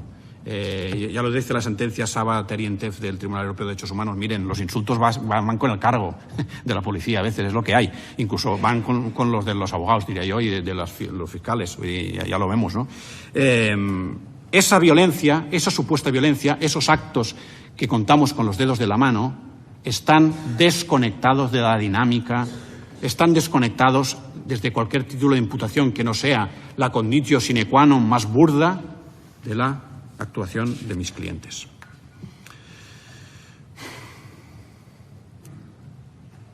La tesis de la violencia, por lo tanto, al final se construye como una falacia. La de los detalles por agregación. La de pasarse la estadística por ahí, que es coger dos imágenes y montar una categoría. Pero es que, claro, fueron 2.300.000 personas. Y de esas 2.300.000 tenemos que en San Esteban de Serroviras, donde hay ese famoso golpe, que ese vídeo lo hemos visto 1000 veces, miramos el vídeo y vemos un chaval que sale corriendo de un sitio, no le acompaña a nadie, le da una patada a un policía, se va, la policía le detiene y nadie hace nada de toda la gente. Esa es la supuesta violencia. ¿Y cuál es un elemento importante? Pues el autocontrol. Y eso también tiene que ver con la estimación de riesgos. Miren, me acuerdo de unos vídeos perfectamente. Hay un vídeo en el que no sé dónde es, que tiran una valla, lo vimos el otro día. Y va un ciudadano y levanta la valla. Y digo, ostras, el colmo ya del civismo. Que no tenías ni por qué levantar la valla, que déjala al suelo, no. Pues la levanta y la pone bien. En las escuelas pías, donde se repitió la lluvia de conos, si ves el vídeo entero, ves cómo empieza a entrar la gente a decirle a esos desalmados que tiran el cono, que no tiren el cono. Incluso hay uno que le quita el cono de las manos y lo tira en una obra para que no se lo tire la policía. Gente que se interpone, gente que cuando les están pegando dice no hagáis nada. Esto es el autocontrol. En Cataluña, y no es por superioridad moral, es porque esta gente ha decidido hacerlo de esta forma, puedes ondear una bandera española en medio de una manifestación independentista de 1 millón de personas. Es que es lo que hay, esto es lo que hemos visto. Y los peritos lo explican de una forma muy interesante, y lo explican en la tradición. Hablan de dos cosas: la tradición cristiana de base, ¿no?, y de Tolstoy y de toda esa historia, y después la de la objeción de conciencia y todo esto. Fíjense, Junqueras Romeva. Es que Junqueras es el símbolo de esa tradición, en este caso de la cristiana, de los valores cristianos como vinculados al pacifismo, el de no contestar con violencia a la violencia. Y después tenemos a Romeva, que ha hecho un currículum de la conflictología, resolución de conflictos, de la paz, reconstrucción posbélica, y que se crió en la objeción de conciencia, y ellos dos son el símbolo de esa tradición. Y voy al post-referéndum.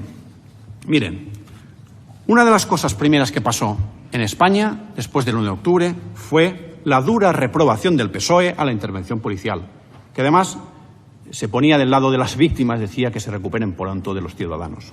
Eso es lo que pasó. Porque que hubo excesos, vamos, eso es obvio.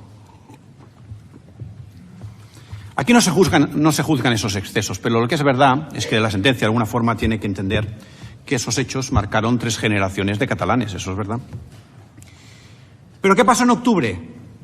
Pues que los hechos se transformaron nuevamente en política. Se ha hablado muy poco de ese mes de octubre hasta el 27, pero ¿qué pasó en octubre? Despachos, llamadas, mediadores, políticos para arriba, para abajo, hasta la declaración de independencia del día 27. Esa voluntad de diálogo, esas conversaciones son las que decía Romeva el otro día cuando veíamos su declaración en Bruselas de octubre, en que decía diálogo, eso después del 1 de octubre. Y en la DUI, respecto a la DUI, solo estamos de acuerdo en una cosa, que su trascendencia política, pues seguramente era altísima, simbólica, política, lo que ustedes quieren decir. Pero miren, en el plano fáctico y jurídico, la única persona que defiende la trascendencia es la Fiscalía. Acuérdense del informe del otro día. La Fiscalía es la única que defiende la DUI como la herramienta capaz de haber derogado nada más ni nada menos que la Constitución en Cataluña y haber creado una república catalana. Esto lo dice la Fiscalía.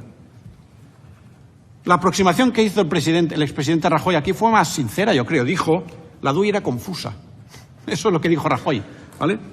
Y seamos sinceros, el 27 de octubre es ajeno a la dinámica penal. Es una jornada olvidada por las acusaciones durante el juicio, olvidada de la prueba y que se superó con un reto electoral que asumieron desde la CUP a Ciudadanos todos los partidos políticos en Cataluña. Ahí empieza nuevamente un proceso que tiene que ser interdependiente, como es evidente. Voy a hablar de rebelión. He recuperado un poco. El delito de rebelión es un delito de los que se dice político, de insurrección contra el poder establecido, realizado por una pluralidad de personas dotadas de organización y de armamento, que emplean violencia de forma idónea para la consecución de sus fines. Alzamiento que tiene que ser público. Miren, yo no sé cómo explicarlo. Yo aún no sé cuándo es el alzamiento. Es que no me he enterado. La verdad. Yo no sé, puede que el tribunal me corrija y me diga que es clarísimo en qué momento las acusaciones han situado el alzamiento. Yo no lo tengo claro. ¿Qué es el alzamiento? La declaración de lo que se hacía en el Parlamento. ¿Es un periodo de tiempo? ¿Es el 1 de octubre? ¿Es el 20 de septiembre? ¿Son las dos cosas? Yo creo que aquí hay un problema de principio acusatorio bastante serio. Lo que sí que sabemos es que ninguno de los participantes en el 20 de septiembre y en el 1 de octubre están aquí. Y eso es curioso, ¿no? Si es un alzamiento público, si es ese delito de convergencia plurisubjetivo, de contribución, como se dice, en la que la autoría tiene una estructura típica especial, en que simplemente a nivel penológico se jerarquiza. Pero claro, es que los votantes y manifestantes, y aquí no valen trucos, no actuaban bajo un complejísimo, porque lo dice la jurisprudencia, error de prohibición. ¿Por qué no están aquí la gente que fue a votar? Por falta de tipicidad. Es que eso es evidente. Y esto se tiene que decir y se tiene que reconocer. Es decir, esto no es control mental, esto no es una secta, esto no es derecho penal de las sectas. Esto es que la gente no está aquí porque la gente podía salir a la calle. Y nadie lo ha cuestionado, y el tribunal y el presidente así lo ha recordado en esta sala. A este señor no se le juzga por lo que ha hecho, ni se le puede reprochar. Tampoco puede compartirse la tesis de Baena de que el alzamiento se vincula al símbolo frente al que se hace una manifestación, que esa es su tesis. No solamente porque todas las manifestaciones y los actos políticos importantes se hacen en símbolos. Por eso las madres de la Plaza de Mayo van a la Plaza de Mayo, porque está la sede del gobierno, ¿no? Y por eso la gente se manifiesta delante de los centros de detención. Si vamos a la jurisprudencia de Estrasburgo, derecho de reunión y manifestación, antecedentes de hecho, siempre pasa todo delante de símbolos. Sentencias Navalny y Ezelin, por ejemplo, ¿no? Y es que la gente no salió a la calle a derrocar al Estado. La gente salió a la calle un día a protestar y el otro día a votar, a ejercer derechos. Eso es lo que hicieron y eso no es alzamiento. Pero aparte del carácter público, y lo tengo que decir, el alzamiento tiene que ser armado. Miren, que el alzamiento tiene que ser armado, y confío también que mis compañeros lo podrán apuntalar, se basa en muchos argumentos. Por sistemática de los tipos agravados. Es un delito que se llama militarizado, en su redacción se ve, no solamente porque sea un vestigio de otra codificación antigua, sino porque es que sus elementos hablan del porte de armas, de abrir fuego. Por tanto, la sistemática de los subtipos agravados nos lleva al tema no del uso, del porte de armas. La sistemática de los tipos atenuados, que hace referencia a la deposición de las armas.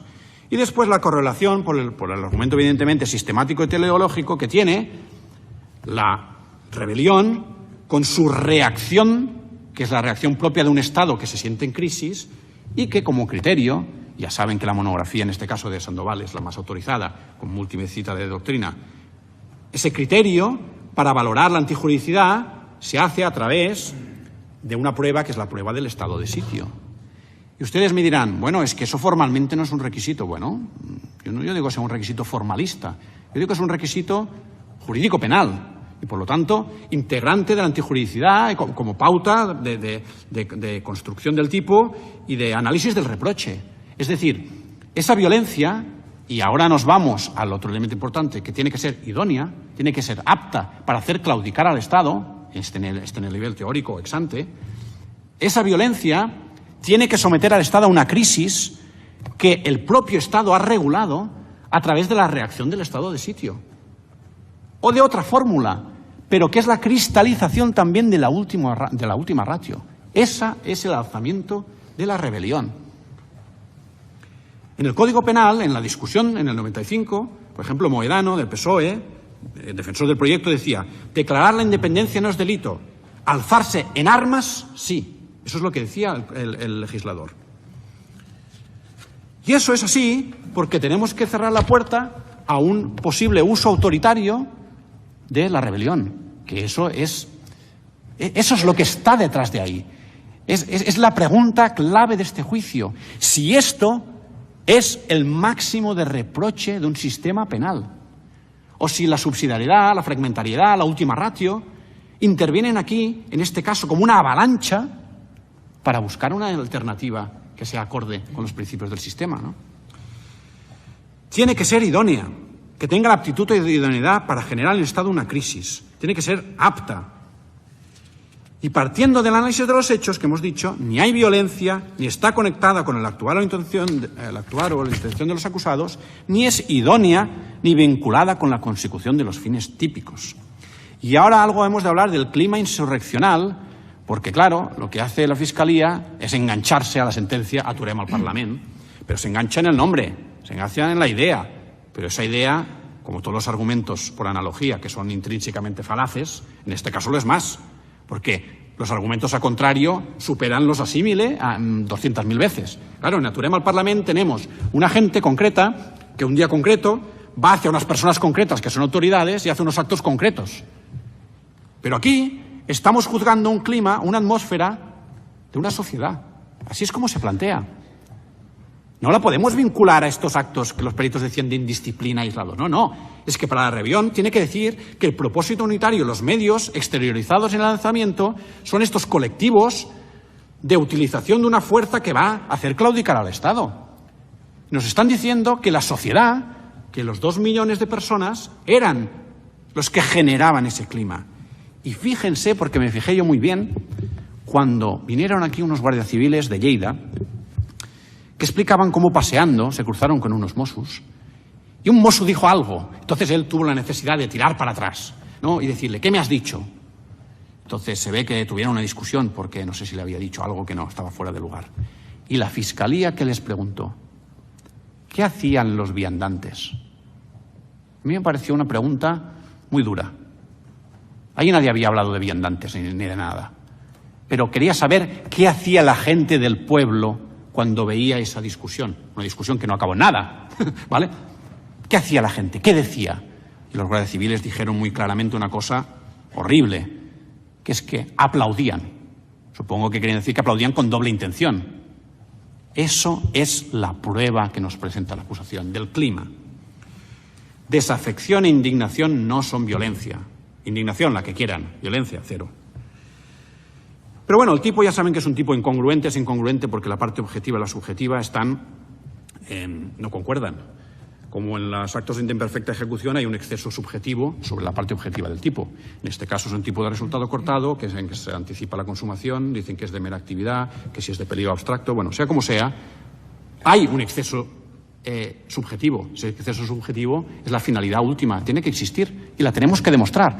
Más allá de que no se tenga que consumar, más que con ese avanzamiento propio, evidentemente, de sistemas penales, de los que a veces nos tenemos que proteger, porque al final las barreras de protección penal se están avanzando mucho. Pero bueno, si la consumación está con la ejecución del lanzamiento y no tenemos que esperar a la consecución de ese fin último, sí que tenemos que demostrar que el lanzamiento se hace con esa finalidad unitaria en el movimiento.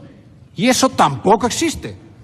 Porque la gente, cuando va al 20 de septiembre, cuando va al 20 de octubre o el 1 de octubre, no va a declarar o a conseguir la independencia ni a tomar posiciones, va a protestar y a votar. Fíjense, 300.000 fueron el 1 de octubre a votar que no. Y algunos deberían ir a votar en blanco o en lo que sea. Los actos de protesta, los actos de votación, de manifestación, se agotan en sí mismos. Esa es la realidad del análisis de esa conexión. Y los actos de indisciplina, los que contamos con los dedos de la mano, son actos desconectados en los que la finalidad del autor le será atribuible por todos los principios del derecho penal de culpabilidad, de personalidad de las penas, porque él es el responsable de haberse salido con esa patada o de haber lanzado el esputo que fuera en ese momento. Ese es su problema, pero esa no es una finalidad compartida. Si no hay alzamiento, ni violencia, ni armas, poco más tendríamos que decir del dolo. Pero bueno, el dolo es conocimiento de los elementos del tipo y de la antijuridicidad, y el autor debe haber hecho algo naturalístico, de forma querida. Ya sabemos las teorías, esta sala ha adoptado yo creo que la posición mayoritaria, la mixta, desde las teorías del consentimiento, de la probabilidad, desde la colza con una tendencia más hacia la probabilidad, pero bueno, algo tiene que haber esa imputación, y esa imputación presupone que el autor tiene que situarse en una posición en la que de alguna forma u otra, sea con la administración de ese conocimiento que tiene sobre la probabilidad alta del suceso, lo consienta, lo acepte o siga, ¿no? Pero claro, tiene que haber una aceptación de ese escenario, ¿no? Pero claro, es que esa revolución televisada no tiene ningún sentido. El proyecto impulsado, el que abarca el dolo, el que se quiere y el que se visualiza en el futuro, es un proyecto festivo. Es un proyecto que se presenta en un teatro, que se debate en las tertulias. Ese es el proyecto y esa es la intención, es la finalidad y es el dolo en todo caso. Cualquier acto reprochable lo estamos conectando por equivalencia de las condiciones, pero no por imputación objetiva. Porque el señor de San Esteban Serrubiras, que dio la patada, no está cristalizando en ese momento el riesgo que crean los señores Junqueras y Romeva. Está cristalizando un riesgo que acaba de crear, separándose de los demás y que controla él. Y es que eso lo tenemos que aceptar, porque es que si no vamos a estar empezando a imputar en base a teorías de dolo de una extensión ilimitada o a través de teorías como las que hace la Fiscalía, que son las de no condenar los hechos y toda esta historia. Miren, hablemos de probabilidad. ¿Qué dice la normativa internacional que lo conoce la policía, los políticos de todo el mundo? Miren, las reglas de la Policía Democrática de la OSCE, artículo 65, dice que nunca se actuará con fuerza sobre reuniones y manifestaciones no violentas, aunque sean ilegales. Y el artículo 13 de los Principios de La Habana de Naciones Unidas dice lo mismo. Ese es el escenario. Fíjense aquí, y vayamos a resumirlo. Nos plantean la aceptación de un escenario de violencia contra el Estado por el lanzamiento de las masas en rebelión y nos piden 25 años de prisión. Pero la verdad es que los acusados reniegan de cualquier forma de violencia. No han encontrado ni un solo mensaje en la que la promuevan. Han encontrado centenares de manifestaciones y mensajes que dicen lo contrario, es decir, que promueven la actitud cívica y pacífica. Todo el mundo expresaba que no se daría ningún escenario de violencia. Todos los mensajes de las autoridades judiciales y policiales eran de una jornada de tranquilidad. No existía ningún actor en este movimiento que justificara, ni que tolerara, ni que ejerciera la violencia desde hace años. La población había hecho bandera de la paz en todas las movilizaciones, porque era impensable que el 1 de octubre la policía cargase contra la gente. Esta es la situación. Y si alguien piensa que en su fuero interno los señores que yo represento, que están aquí detrás, albergaban esa intención, es que está defendiendo que en su intención está la antítesis de sus principios, que ellos están dispuestos a enterrar sus valores, su moral, a negar su personalidad y a perder su dignidad, porque de eso han hecho su forma de vida. Y esto es lo que hay. De autoría, voy a ir rápido. Mira, me voy a centrar en lo que dijo el fiscal Zaragoza. No porque sea el fiscal Zaragoza, sino para que la gente sitúe el discurso. Porque claro, hay un momento que las defensas dijimos, mira, han dicho algún folio, vamos a poder valorar alguna prueba en concreto, que también tiene su gracia a veces, ¿no?, hablar de pruebas, ¿no? Y cuando habla de la participación, la Fiscalía hace primero un truco muy un truquito, vamos, también se pueden hacer trucos a veces, que dice, mire, 1, 2, 3, 4, 5, pero claro, los 5 son lo mismo, que son impulsar un referéndum. Dice, sí, porque impulsó el referéndum, lo dijo, habló del recuento de votos, ya, pero es que es 1, no son 5, es 1, ¿vale? Pero después dijo los folios, 1189 a 1240, y digo, ostras, qué bien, voy a poder ir a ver la prueba del delito, ¿vale? Me voy a la causa, 1789, y digo, esto será broma. Artículos de prensa. La prensa. A ver. Prensa, editoriales. Bueno, tampoco es tan raro, porque lo primero que dijo la Fiscalía en este juicio es leer un editorial de un periódico. Recuérdenlo, si pueden ir a ver la intervención del fiscal Zaragoza en cuestiones previas. Leyó un editorial de un periódico que decía qué se estaba haciendo en este juicio. Pero bueno, ahora vamos al final del juicio. Y vamos, y venga, artículos. No, es que no hay ni un tuit, son artículos de prensa, de periodistas, ¿no? Pero bueno, ya puestos lo vamos a leer, ¿vale? ¿Qué es lo que dicen? Claro, y los lees y hablan de la paz. Es que hablan de la paz, ¿vale? Folio 1231. Junqueras, todo Junqueras. Lo único unilateral es la voluntad de votar, porque el proceso es multilateral. Bueno. Folio 1216. No tenemos que caer en provocaciones nunca. Folio 1206. Debe abrirse un diálogo. Y era después ya del referéndum, 1226. Referencias al convencimiento de la despenalización del referéndum para el juicio de previsibilidad, ¿no? Folio 1225. Explica el respeto que tiene y el cariño que tiene para España y cómo le gustaría que España y Cataluña tuvieran un proyecto común en esta democracia. Estas son las pruebas. No hay ningún influjo que se les pueda atribuir ni a Junqueras ni a Romeva, expreso ni explícito, a favor de la violencia, sino al revés, a favor de la calma, de la no violencia y del civismo.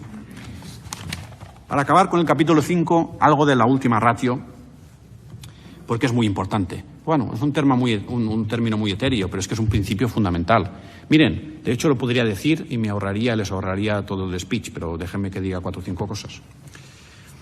Miren, votar, declarar la independencia incluso, si no es delito. Eso lo dice la doctrina científica. Ser independentista, evidentemente, no es delito, ¿vale? Por eso importan los fines. Pero claro, nuestro sistema no se puede basar en el terror penal. Si se basara en la prevención general negativa exclusivamente, nos encontraríamos con que estaría minando precisamente las bases morales del sistema penal, ¿vale? Y el principio de intervención mínima es propio del Estado democrático de derecho y es la regla que tiene el tribunal, a entender nuestro, para proteger a la sociedad e interpretar el tipo. No toda antijuridicidad es antijuridicidad penal. Solo cabe una interpretación del alzamiento rebelde, una interpretación que sea restrictiva, como cualquiera penal, que acredite alzamiento público, colectivo, organizado, violento y armado, basada en la idoneidad de la consecución de los fines y que ahuyente el peligro de servir a la represión de un movimiento político. La vara de medir más fácil sería la del estado de sitio, como dice Sandoval. Pero bueno, cuando hablamos de última ratio también tendremos que hablar algo de la despenalización del delito de referéndum ilegal, porque la previsibilidad también, o la falta de previsibilidad, también es un símbolo del derecho penal del enemigo. Y me voy a saltar casi todo el capítulo simplemente para decirles que ese vacío se tiene que colmar. Ese vacío del legislador se tiene que colmar. Y tiene que haber una explicación de por qué ese delito desapareció y ahora se aplica por la puerta de atrás. Pero para hablar de última ratio también les voy a conceptualizar una cosa que tienen que valorar. ¿Qué respuesta hubo del Estado? Se anuló la sindicatura electoral, se anuló técnicamente el proceso de votación afectando a la wifi, a las bases de datos, se afectó la logística, las naves, se afectó físicamente el proceso de votación, se decomisaron objetos y, lo más importante, se suspendió el referéndum, se anuló jurídicamente y se suspendió la autonomía de Cataluña. O sea que alguien tendrá que contextualizar, porque las acusaciones no han querido ni hablar de eso, la suficiencia de la respuesta del Estado en un caso como el que nos ocupa. Y algo también voy a decir, porque es trending topic, del golpe de Estado kelseniano. Miren, yo creo que incluso el fiscal Zaragoza es autoridad para interpretar las palabras de Kelsen. Y de hecho, lo voy a decir así, no creo que esté equivocado, yo creo que las interpretó bien. El problema es que hablar de golpe de Estado es contraestratégico para la acusación. Es la demostración de lo que está sucediendo aquí. Se está confundiendo la desobediencia con la rebelión. Es que es así. Miren, más allá de que Kelsen está ya superado por los modernos, Kelsen tenía un concepto normativo del golpe de Estado. Ese concepto normativo, que si nos explica, puede dar lugar a muchos tuits y muchos titulares, lo que quieran. Pero lo que está diciendo la acusación, que es lo que dijo la acusación el primer día del procedimiento también, porque es que eso me acuerdo perfectamente, era un día 9 de noviembre, me acuerdo, creo que incluso estaba nevando aquí en el Tribunal Supremo, y lo que le dijo el fiscal Cadena pidiendo la prisión de alguno de los acusados, habló de violencia normativa, que es lo mismo que se habla ahora. No sé si fue Zaragoza o Cadena que lo dijo. Bueno, da igual, puede que me esté equivocando. Yo lo que quiero decir es que esa es la gran confusión. Aquí se está confundiendo la desatención a la ley, la desobediencia de manual, que la podemos discutir, con la rebelión. El golpe de Estado normativo, la negación de la norma, la crisis que supone que alguien diga yo no quiero cumplir con una cosa, se traslada a la rebelión. Y eso lo demuestra la utilización de ese vocabulario, porque ese vocabulario lo que confirma es la imposibilidad de basar en razones y en pruebas la pata de la violencia que colma la antijuridicidad y el reproche del tipo de rebelión. Y para eso se vuelven a cambiar las palabras.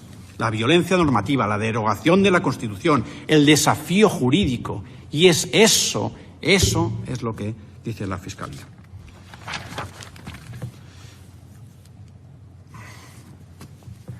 De sedición. Voy a hablar también. Miren, voy a ir entonces al lío. De la sedición hay una cosa interesante, que es esto sí que la doctrina, todo el mundo opina lo mismo. El problema de la taxatividad. No he encontrado ningún autor, bueno, hay alguno que no habla de ello, pero no he encontrado ningún autor que diga que el delito de sedición cumple con el principio de taxatividad de la ley penal. Y algunos, de todas las tendencias y todas las ideologías, diciendo, desde que este delito es una reminiscencia de los códigos decimonónicos, otros que se tiene que suprimir, otros que no sirve para nada, otros que dice que lía. Y bueno, es que no queda más remedio que hacer lo que tiene que hacer el Tribunal Supremo del orden penal, que es explicar cómo podemos colmar con un desvalor de 15 años de prisión esa redacción típica, vaga y ambigua, que lo es por naturaleza la ley penal, pero en este caso más. Pero es que este precepto es ilegal en sí, es ilegal en sí. ¿Por qué? Es que no se entiende, no se sabe por dónde va, ni a qué se aplica, ni es previsible y, en definitiva, no es taxativo. Lo dice García Albero y va en la línea de la sentencia Liebig del Tribunal de Estrasburgo.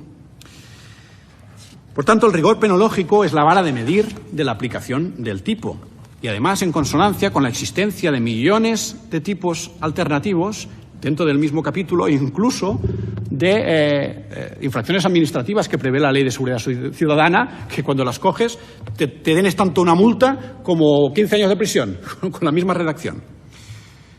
Y el artículo 49.3 de la Carta de Derechos Fundamentales de la Unión Europea, a diferencia del Convenio de Derechos Humanos, lo dice explícitamente, ¿no?, que para integrar el principio de legalidad se tiene que atender al reproche que define la pena. Por lo tanto, eso es muy importante. No toda ilegalidad es ilegalidad penal, ya lo hemos dicho. Y si la ley no puede aplicarse el caso, 4.1 del Código Penal, yo no soy quien lo tenga que sugerir, ni me gustaría sugerirlo tampoco, pero bueno, también hay otra solución, que es el 4.2 del Código Penal, que es decirle al legislador, señores, aquí hay un problema, ¿vale? Pues no sé, si quieren, pues lo harán, no es una cosa que especialmente me interese, pero es lo que hay. No existe en el entorno europeo ningún equivalente al delito de sedición, ni mucho menos una cosa que tenga prevista esa pena. Pero bueno, tengo que decir, y lo voy a decir muy rápido para recuperar tiempo, que la sedición también tiene que ser violenta. Eso depende de la construcción que se hace del tipo a través de la adición del carácter tumultuario. Lo dicen voces autorizadas, como todas las que cita Sandoval en su buena monografía sobre el delito de rebelión. Y, por lo tanto, la sedición también tiene que implicar un alzamiento violento de algún tipo. De hecho, el fiscal general, que en paz descanse, señor Maza, explicaba el 17 de septiembre en una entrevista que se hizo pública, todo el mundo lo vio, cómo tenía dificultades para redactar su acción por el hecho de que ni rebelión ni sedición entendía que se podían aplicar a un contexto en que no había una violencia relevante. En cuanto a la relación con los hechos, evidentemente, tanto el 1 de octubre como el 20 de septiembre se pudieron llevar a cabo las finalidades, ni nadie las impidió, o bueno, las actividades. En cuanto al 20 de septiembre no se alteró, ya lo he dicho, la dinámica del registro. Nadie que yo sepa, ni ninguno de los detenidos nunca ha protestado ni ha impugnado ese registro, ni ha dicho que eso fue un despropósito en el sentido de que no se pudo hacer bien. Y el 1 de octubre, evidentemente, tampoco podemos colmar el tipo de sedición. Aquí hay un problema. Si cerrar una puerta, como a veces preguntaba la Abogacía del Estado, dice, ¿la puerta estaba cerrada? Hombre, y cerrar una puerta, yo no sé si te pueden caer 15 años de prisión por cerrar una puerta.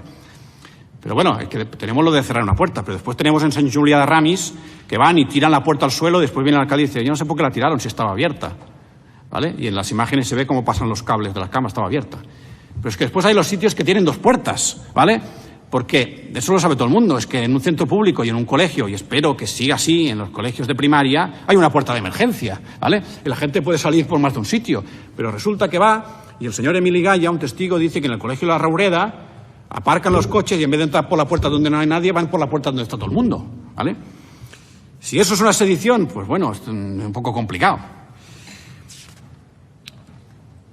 Pero además voy a explicar una cosa, que es la perversión del sentido de la sedición, que oculta la crítica que estaba diciendo antes al tema de la desobediencia. Miren, el 1 de octubre la gente no fue a parar a la policía. La gente fue a votar. Fue la policía la que fue a parar a la gente. La gente va a votar y resulta que va la policía, en algunos sitios solo, muy pocos, pero va y dice que les va a parar. ¿Y eso es una sedición? Eso es una desobediencia toda la vida. No sé. Es decir, imaginen una manifestación, incluso que no tiene autorización. Muy malos ellos. Están en medio de la calle sin haber pedido autorización. Llega la policía, sea con orden administrativo o judicial, y dice, váyanse de aquí ustedes. Disuelvan la manifestación, y los señores dicen no, no queremos irnos. Incluso hay un pequeño forcejeo. ¿Eso es una sedición? Eso es una desobediencia de toda la vida. Pero claro, el problema es que la desobediencia no les basta a las acusaciones. La finalidad del 1 de octubre y del 20 de septiembre no es esa finalidad unitaria.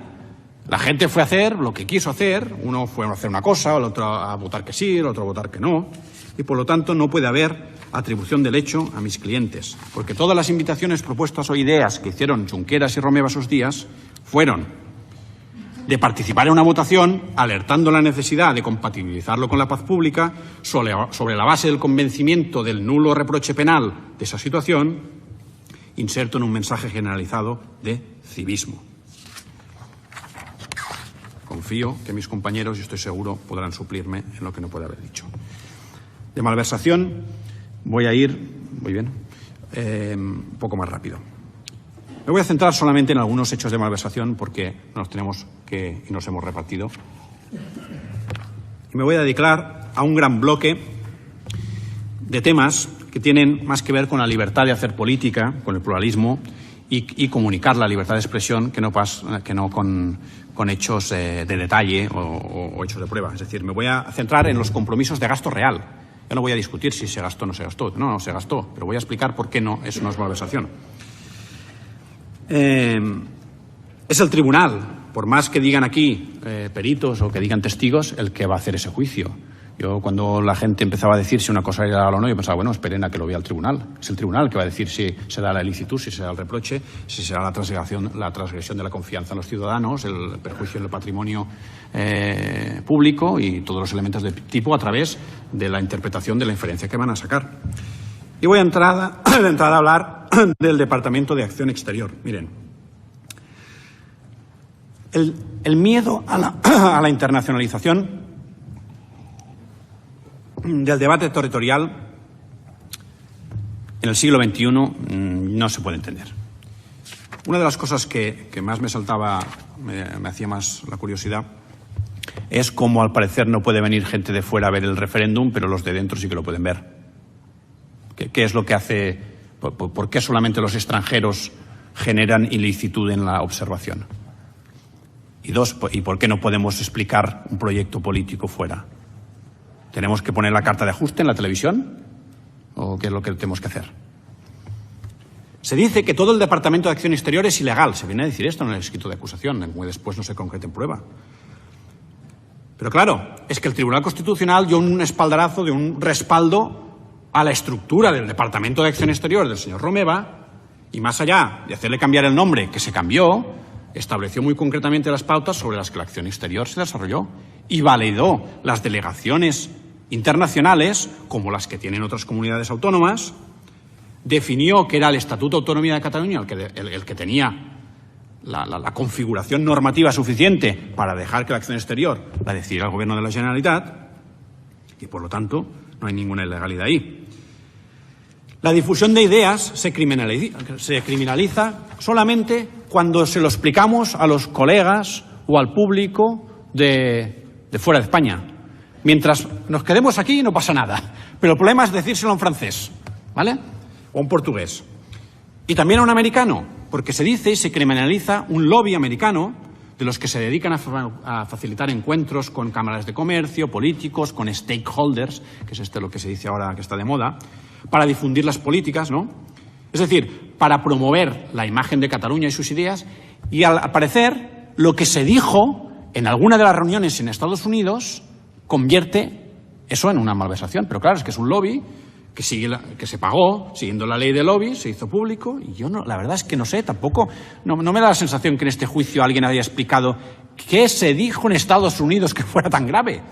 Si es que la palabra, aparte de casos de apología y de incitación al odio, puede ser tan grave para generar una ilícito penal. Yo la verdad es que no lo sé. Y después nos vamos a las conferencias de Bruselas. Es que claro, ¿qué hacía ilegal la conferencia en Bruselas de estos señores de enero de 2017? ¿Qué es lo que la hacía ilegal? ¿De qué hablaron? Estaba organizado por eurodiputados, sin oposición del gobierno español. Después resulta que lo mismo que dicen en enero lo dicen en mayo dentro de España y no pasa nada ni nadie lo ha impugnado. ¿Qué es lo que pasó? Es un acto de expresión de un gobierno que tiene una legitimidad basada en votos y que yo creo que tiene derecho a explicar lo que quiera, más allá del límite, y ese límite está definido en el sistema penal como la incitación al odio, la apología o la inducción al delito. Pero claro, es que fueron a Bruselas y si miramos lo que dijeron y lo que dijo aquí los eurodiputados Ana Gómez y Ivo Weigel, se ve que Junqueras habló de economía y que Romeva habló de la perspectiva europea, del diálogo y el compañerismo de todos los europeos. Y eso integra el delito de malversación. Miren, del registro de catalanes al exterior no voy a hablar porque creo que mi compañero Pina va a hablar algo, pero simplemente quiero decir una cosa. Miren, he mirado 200 veces el anuncio de registro de catalanes del exterior y ahí no sale el mapa de España. Miren, es que no sale. No hay un mapa de Cataluña que se desgaje de España. Es que eso se lo han inventado. Sale una taza que parece que hay chocolate dentro, chocolate fundido, con una cucharita, una goma, un lápiz, una planta, un bloc de notas, un iPad y un mapa de Cataluña. Pero es que España no está. Otra cosa es que, bueno, pues podría estar si quieren ustedes, ¿no? Pero bueno, yo qué sé, no está. Era el registro de catalanes en el exterior de Cataluña, ¿vale? Y esa publicidad tiene que ser muy subliminal, ¿eh? Muy subliminal para integrar un delito de malversación, porque además lo que soporta son prestaciones reales. Del Hack Center, poco voy a decir, más allá de que es un centro de estudios reconocido que se dedica precisamente a la elaboración de informes y del que esta parte aún está esperando que venga aquí el señor Paul Sinning. Ni tan siquiera tengo constancia de que se haya renunciado como testigo, pero es que no ha venido. ¿Dónde está la prueba? Lo único que tenemos es un contrato parcialmente abonado porque se suspende con un objeto lícito que no hace referencia al referéndum. No viene aquí nadie de los 200 personas que deberían participar en este estudio. Supongo que no lo hizo el señor Paul Sinning solamente. Y aquí no hay prueba, no hay nada. Eso no es malversación. En cuanto al Diplocat, ha quedado clarísimo, es un consorcio público-privado de 39 entidades que tiene un pleno, entre ellos deciden por unanimidad, tienen un presupuesto en el que forma parte, pone dinero público, evidentemente se somete a la ley de los contratos del sector público, se relaciona con el gobierno catalán a través del departamento del señor Romeva, aunque disfruta de una dirección autónoma, lo dijo el señor Royo, como ente autónomo que es, que después del 155 fue reabierto, que tiene unos programas de visitantes internacionales históricos, que se producen 10 al año, pero claro, aquí hay un problema, que es que todo lo que coincide con el referéndum en el tiempo es ilegal. Porque claro, se ve que los visitantes internacionales hace 10 años que vienen a Cataluña, pero el problema es que hay unos que vienen del 27 de septiembre al 8 de octubre. Y claro, como hay el 1 de octubre en medio, entonces ya es ilegal. Bueno, esta gente vino a ver, y que yo sepa, ver las cosas no es ningún delito. Aquí lo declararon Bernard von Grünberg y Andrei Junco, y bueno, son programas, no sé qué más decir, la verdad. En cuanto al tema de la señora Elena Cat, participó en un proyecto académico de análisis del contexto político catalán que empezó en verano de 2017. Claro, como coincide en el tiempo con el referéndum, también resulta que es ilegal, aunque nadie ha dicho que esté vinculado con el referéndum, ni que le dé un apoyo, ni que contribuya de una forma decisiva a dotarlo de una licitud que rebase el principio de fragmentariedad y subsidiariedad del derecho penal. Y entonces tenemos que viene aquí una señora y nos dice que le encargan un estudio igual que el que dijo el señor Jacint Jordana que se había hecho anteriormente, un proyecto del IBEI, que nadie lo cuestionó, que son proyectos académicos de contexto político, y esto es lo que hay.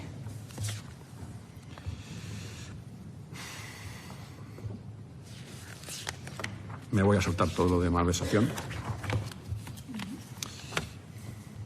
Vale. Voy a hablar algo de otros delitos muy rápido. Espero que también algún compañero tenga la amabilidad de suplirme. Cuanto a la organización criminal, no voy a dedicar mucho tiempo a la refutación de la pretensión de esta pretensión acusatoria, más allá de los problemas de doble valoración, de bis in idem, de concurrencia, que son evidentes.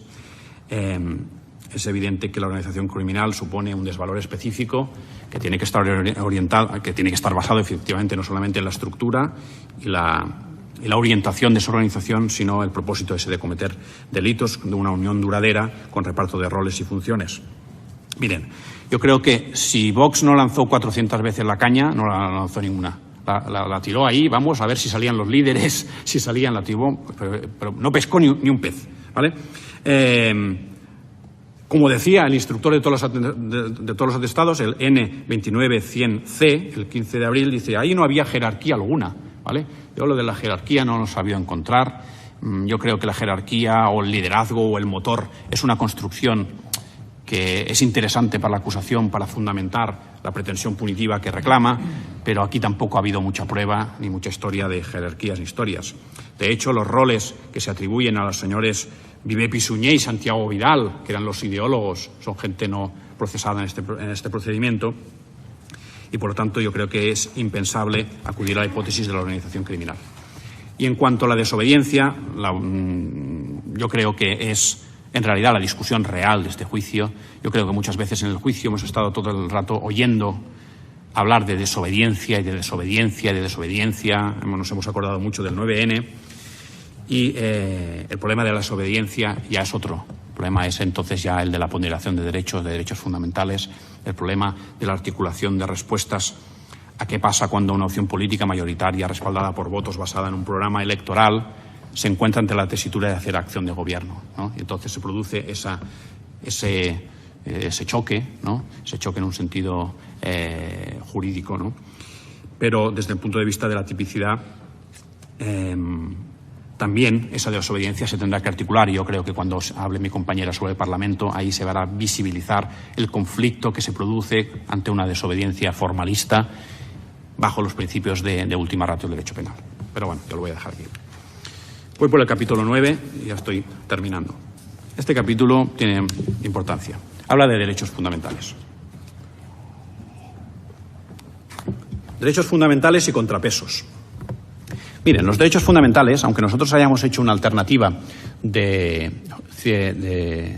justificación, que lo tengo que decir sinceramente, es otro idioma. Es decir, nosotros hemos proporcionado en nuestra alternativa un idioma por si la sala le gusta más, pero no estamos convencidos de ello. Nosotros creemos que los derechos fundamentales forman parte, en un Estado social y democrático de derecho, de la integración del juicio de tipicidad.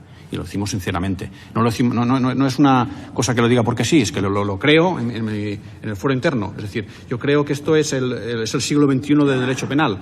Es el derecho penal que se resiste a contribuir al avanzamiento de las fronteras de protección. Es el derecho penal que va a la par de una evolución del derecho procesal penal, que tiende al sistema adversarial de la ley del jurado, a las garantías, si quieren, al juez de garantías. Ese futuro es el futuro en el que la tipicidad y los límites del ius puniendi se materializan en este análisis sobre los derechos fundamentales e incluso, diría, sobre los intereses de la sociedad, ¿no?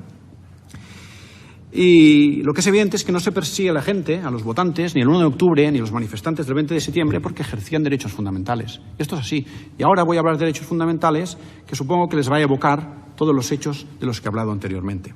Miren, primero es sorprendente que la Fiscalía realmente encarara el tema del derecho a la autodeterminación. Yo creo que ha hablado más de autodeterminación que las defensas. Yo creo que incluso creo que la palabra que usó el fiscal Zaragoza fue que impugnó el derecho de autodeterminación. Miren, el derecho de autodeterminación tiene muchos adeptos, tanto en la visión de descolonización, que yo creo que es bastante atávica, que defiende la Fiscalía, como los que defienden lo contrario, que dicen que es un sistema de resolución de conflictos que se ancla en el ideal de justicia y de paz mundial como criterio para otorgar a los ciudadanos ese poder que les enfrenta a una situación en la que su propia voluntad cuenta y, por lo tanto, engrasa la democracia, ¿vale? Pero es que me da igual, porque yo no digo que Cataluña o este juicio se base en si hay un derecho a la autodeterminación. Esto es una cosa casi del Tribunal de la Haya, ¿no? Yo lo que digo es qué pasa cuando un político cree que el pueblo tiene derecho a la autodeterminación y, por lo tanto, lo tenemos que trasladar a libertad ideológica, libertad de expresión, o relacionarlo si lo quieren. Yo creo que esto es lo que más interesa. Es decir, el tema es qué sucede cuando en unas elecciones se vota a un partido legal, con un programa político legal, que explícitamente habla de un referéndum y de la persecución de la independencia, y cómo la democracia trata ese hecho. Ya, pero es que ustedes no tienen derecho. No. Yo lo que digo es si yo tengo derecho a hablar de autodeterminación y si tengo derecho a discutir aquí y fuera. Si tengo derecho a preguntarle a la gente qué opina o si tengo siempre que inventarme plebiscitarias o trucos porque no le puedo preguntar. Esa es la pregunta. Y con relación al principio democrático se suma en la protección de esos derechos, porque el principio democrático les otorga a estos señores pues un espaldarazo, un backup, ¿no? Que es decir, señores, si ustedes llevan tiempo hablando de esto, si la gente mayoritariamente quiere hablar de esto, si nuestra sociedad mayoritariamente tolera hablar de esto, hablemos de esto. Y hablar es expresarse, y hablar es discutir, y hablar es dialogar, y hablar es también votar. Eso es de lo que se trata. La libertad de expresión constituye uno de los pilares básicos de la sociedad democrática, de su progreso y de su desarrollo, como lo ha dicho 1000 veces el Tribunal de Estrasburgo y esta propia sala. Y de que puede hablar un político de cuestiones de interés público. Ese es el criterio de Estrasburgo, caso Perinchek, ¿vale? Y ahora piensen en la criminalización de las conferencias. La libertad de expresión también protege aquellas opiniones chocantes que ofenden y que hieren. Sentencias Nielsen y Johnson contra Noruega. ¿Y qué debe permitir la libertad de expresión? Las opiniones y manifestaciones en defensa del derecho a la autodeterminación, explícitamente lo dice Estrasburgo, incluyendo términos como lucha, choque, conflicto, porque esos términos se insertan dentro del debate político. Sentencia Erdoğan contra Turquía. Y ahora, recordemos, criminalización del significado del discurso político, que es lo que pretende la acusación. En democracia deben asegurarse todos los puntos de vista. Y ahora vayamos a la protesta. La protesta es el derecho a reclamar otros derechos, es la crítica al poder público, es el contrapeso, el contrapoder. La causa finalmente está cumpliendo los augurios del profesor Gargarella, que lo cito porque fue profesor mío y es un genial teórico de la filosofía del derecho. Cuando él se preguntaba en su libro sobre la libertad de expresión, dice: ¿por qué siempre se va al derecho penal? ¿Por qué siempre tenemos que poner el derecho penal a las primeras de cambio? Protestar no es intimidar, protestar no es odiar. Y ahora, recuerden, miradas de odio, gritos, cánticos, insultos. Eso es lo que se ha visto en el juicio. A mayor amplitud del concepto de odio, mayor peligro para la democracia, lo dice la sentencia del caso Pussy Riot del año 2018. Derechos de reunión y manifestación. En la manifestación y en la reunión deben asumirse los inconvenientes para todo el mundo, sentencia en este caso de Luxemburgo, caso Eugen Schmidt-Berger contra Austria. ¿Y qué sucede con los actos de violencia? Si es que los hay. La posibilidad de que gente singular haga actos de violencia incluso dentro de una estructura de una manifestación convocada no hace desaparecer el derecho. Caso Kudrevicius contra Lituania. Deben tolerarse las reuniones incluso cuando son ilegales. Caso Kudrevicius. El exceso, la provocación, la indisciplina no limita la validez del derecho y es imputable solamente, principios básicos del derecho penal, a su autor, al que controla el riesgo, al quien lo ha creado. Y para impedir inventos contrarios a la responsabilidad por el hecho, que es un indicio más del derecho penal del enemigo, tenemos la sentencia muy interesante Ezelin contra Francia del 91, que se pronuncia directamente contraria a responsabilizar a alguien por los actos violentos de otro, al estilo de la sentencia de nuestro Tribunal Constitucional 69 del 2016. Quien no abandona una manifestación donde hay violencia o cuando no se desolidariza con la manifestación violenta, no por eso es responsable. Más allá de que cuando le ponen el mico a Cruixart va y condena los actos de violencia, pero bueno, o los daños, ¿vale? Pero esto ya es otra historia, porque no le haría falta hacerlo, porque es un derecho fundamental, es una carta de triunfo. Y los contrapesos. En nuestro escrito de defensa están reseñadas todas las infracciones de derechos fundamentales que se produjeron fundamentalmente durante la instrucción. Miren, yo voy a destacar solamente las más importantes. Falta de acceso a otras causas, instrucción 13, instrucción 7, juzgado central de instrucción. Acceso en ocasiones a esas causas o a parte de esas causas sin posibilidad de participación contradictoria. Imposibilidad de utilización de prueba denegada o afectada por las restricciones de la condición de coacusados. Las declaraciones de los coacusados se han hecho en otros procedimientos y no han llegado aquí. Son prueba límite. Construcción de la tesis de cargo en base a una injerencia generalizada en derechos. Limitaciones a la tarea defensiva derivadas del encarcelamiento. Proposición sorpresiva de medios de prueba, en este caso me refiero más a la abogacía del Estado, en la fase final del plenario. Bien, tenemos esto. Pongamos que el tribunal valida todo esto. Es decir, miren, no ha habido una vulneración relevante de derechos. Lo que no puede negar, en todo caso, el tribunal es la necesidad de aplicar contrapesos. La teoría de los contrapesos o contrabalances, que está tan de moda y que es por donde va a ir la jurisprudencia de Estrasburgo en breve, desde las sentencias a Alcahuaja, que ya lo deja apuntar por ahí, no es la solución. A mí no me gusta el sistema de contrapesos porque yo creo que la vulneración aquí ha sido flagrante. Pero lo que no puede ser es que no se nos aplique la discriminación positiva. Alguien va a decir, discriminación positiva, bueno, es que la discriminación positiva es la esencia del derecho penal. El derecho penal se basa en la discriminación en favor de la defensa. Eso ya de base. Pero cuando uno tiene estos problemas, los que hemos tenido nosotros, el tribunal nos tiene que compensar. Porque tiene que restaurar el sistema. Porque el sistema es el que aguanta el Estado democrático y de derecho.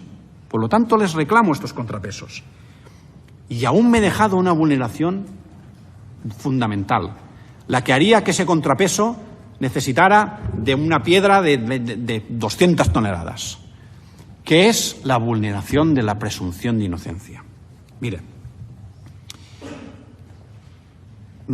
todo el mundo miramos la tele, bueno, cada vez menos, leemos los periódicos, cada vez menos, pero lo que es evidente es que, ya han dicho, la fecha de la sentencia, el sentido de la sentencia, tal, pero bueno, es que da igual, porque eso no es la realidad, eso es basura. Está claro que no hay sentencia. Ese no es el problema. El problema es que se ha instaurado la discusión sobre las condiciones de cumplimiento de una pena de prisión de 15 o 20 años en el debate público. Y eso no pasa nada si lo estamos discutiendo hace 20 años.